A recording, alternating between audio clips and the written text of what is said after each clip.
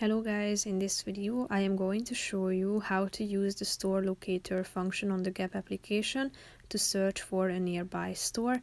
But first I just want to mention, don't forget to subscribe to my channel because at 10,000 subscribers I am going to show you my whole YouTube revenue statistics and growth strategy, how to make money online. So let's jump into it. First of all, open the application on your phone. Then go to your home page and click on this menu icon in the upper left corner of the screen. Scroll down to the bottom and click on Store Locator below the Help button. Tap on it. And then you should select your country.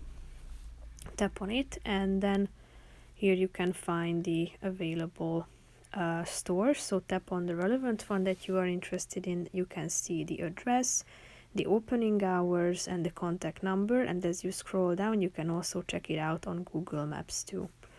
So that's pretty much it for this video, guys. See you in the next one. Bye bye.